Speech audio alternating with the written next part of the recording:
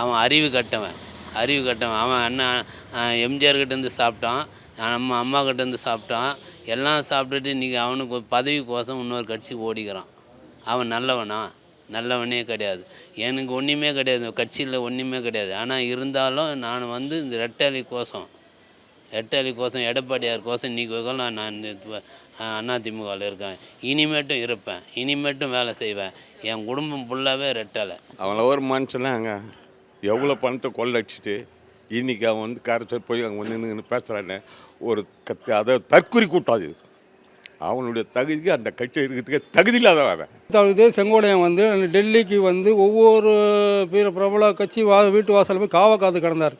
கடைசியாக போக்கிடமில்லாமல் போய் ஒரு இடத்துல போய் சேரும் போது அவருடைய நேரமோ இல்லை அந்த கட்சியினுடைய நேரமோ நல்லா இருந்ததுனால இவருக்கு ஒரு வாய்ப்பு ஒன்று கிடச்சிருக்கு. ஆனால் எங்கள் இப்போ இதுலேருந்து என்ன ஒரு விஷயம்னா, எங்களை பிடிச்சிருந்த தர்தினி ஆமைங்கள்லாம் ஒட்டு மொத்தமாக அதிமுக விட்டு நகர்ந்துச்சு. இவங்க வந்து இந்த கொடைக்கானல், இந்த ஏரியில் போகிற பிளாஸ்டிக் படகுங்க. இவங்க பார்க்கறதுக்கு சிக்கு சிக்கு சிக்கு நல்லா இருப்பாங்க. இது பிளாஸ்டிக் படகு வந்து எங்கள் அதிமுக கப்பலை வந்து மூழ்குதுன்னு சொல்லவே முடியாது. நீங்கள் வந்து ஏரி குளத்தில் இருக்கீங்க, ஏதோ அதிர்ஷ்டத்தில் முதலமைச்சர் ஆகிட்டாங்க.